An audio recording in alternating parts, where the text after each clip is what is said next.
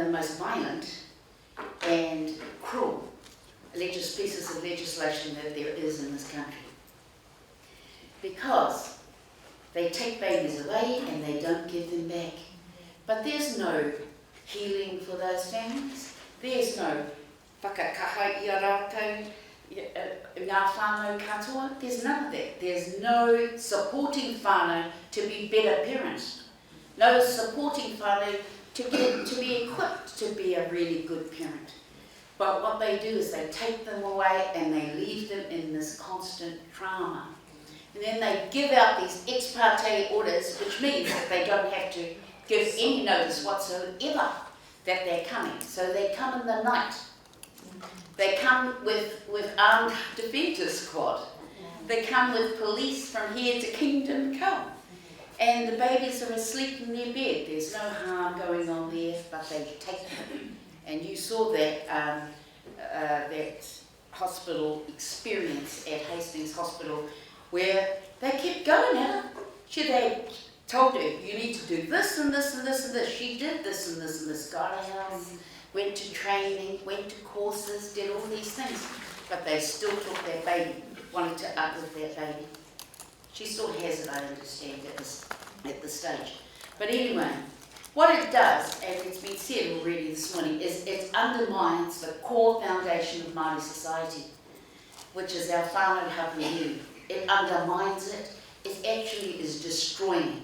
And we know that because it kua whati te whakapapa, kua whati te whānau, kua whati ngā tikanga, kua whati ngā mea katoa. So that happens and continues to happen. So the other part of it is too, that came out of it, and I know that there was another request to the Waitangi Tribunal to extend that claim to the district health boards and to the police, the collusion that they have altogether in the uplifts of our children, wherever they are. And you've got children, they're 13, 14, they know quite well what they want. Or even younger, they know what they want. But then you see them, I don't know whether you saw that program on TV, where you saw a 14-year-old running around the couch because he didn't want to go back to his mama. And the police were running around after him. It's just crazy what we're being exposed to on a daily basis.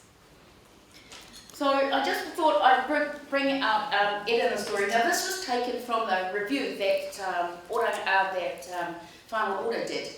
They did 3 reports around Oranga Tamariki, and this is one of the stories that, Edina's story of mistreatment of her son while in CIS care in the early 2000s. And he repeatedly ran away.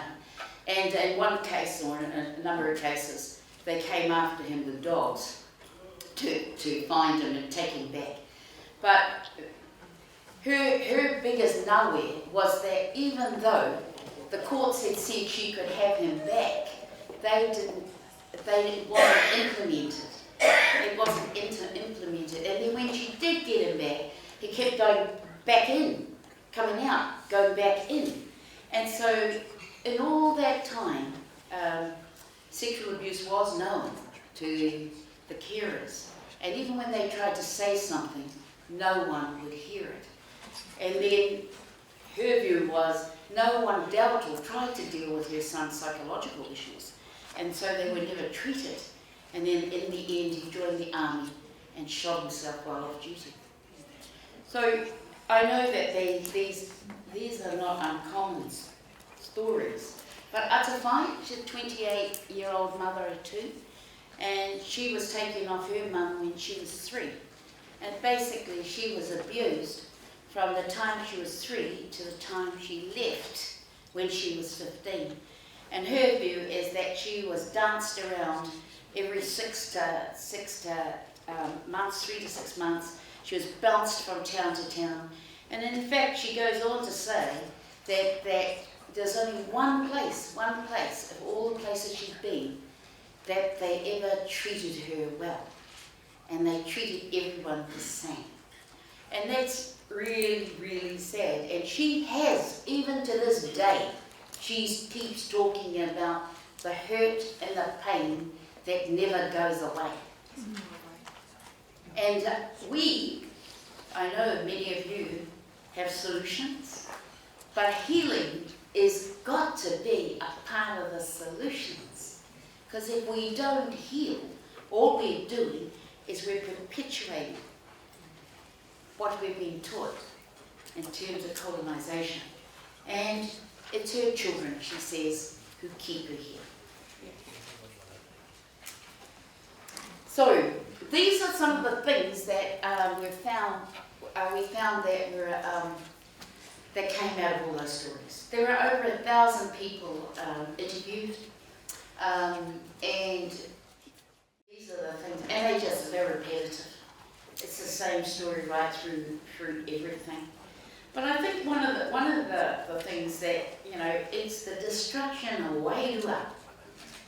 Destruction of wairua, the destruction of,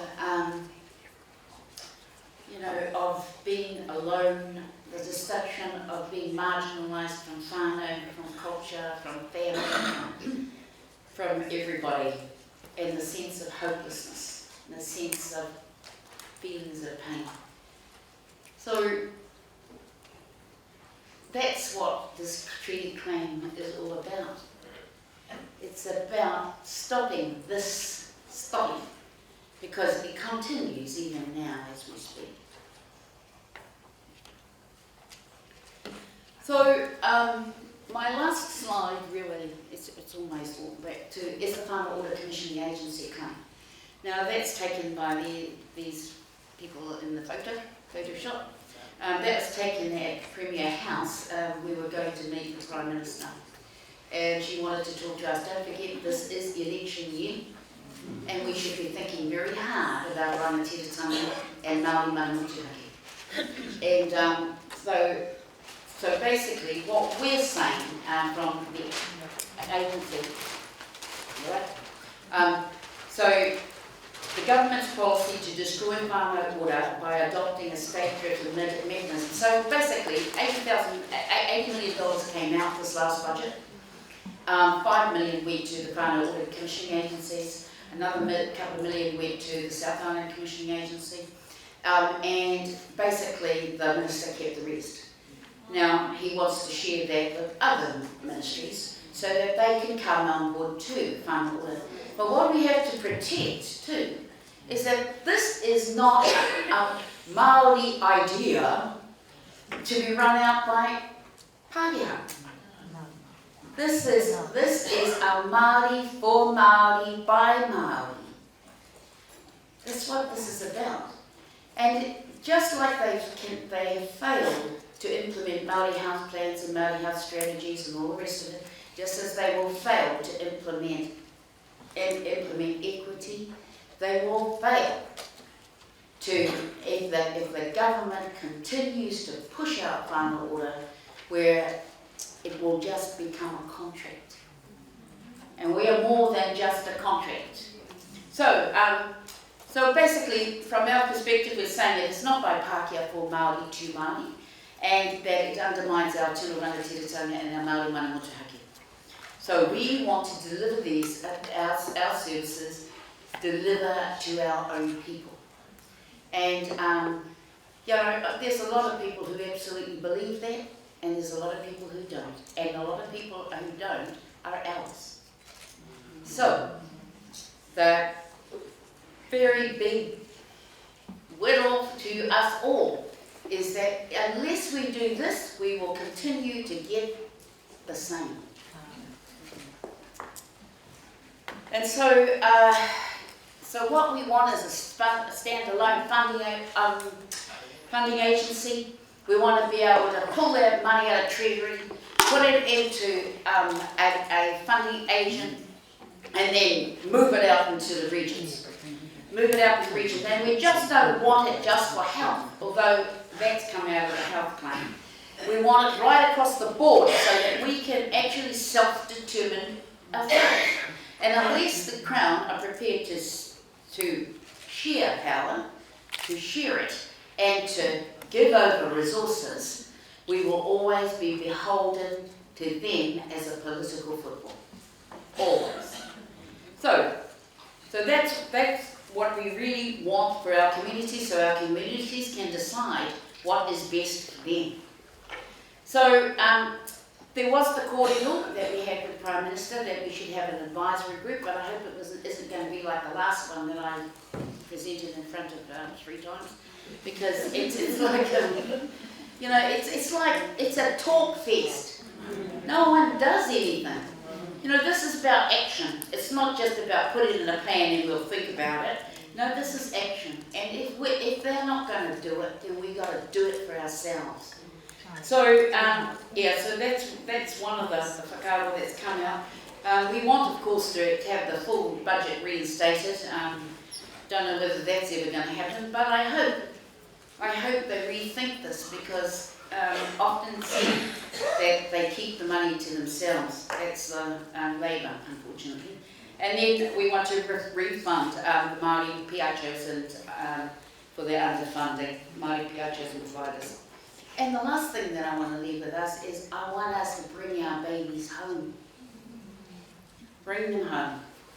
Because if we don't bring them home, they ain't ever going to come home. And it's not good when we got so many children unaccounted for who are overseas somewhere, and we don't even know where they are. Nobody knows where they are, because it's so secretive that they uplift and they move them out, they ship them out. And those children find it years and years and years and years later, they're still suffering the same trauma as what had happened that day they were uplifted. So, oh no, it's the wrong one. Okay, see if I can get there. Last one. Sorry, leave the wrong one. I think I might leave it. So, I want to end with this beautiful tifna of whakatutuki, but you know, the thing is, mehe mea ka moemoe aha ko Raumati, mehe mea ka moemoe tātou e taia e tātou. So, that's such beautiful. So, that's our moemoe, that's our dream for ourselves. And kei a tātou anō te aratika. Kei a tātou anō te aratika. Nō reira tēnā koutou katoa.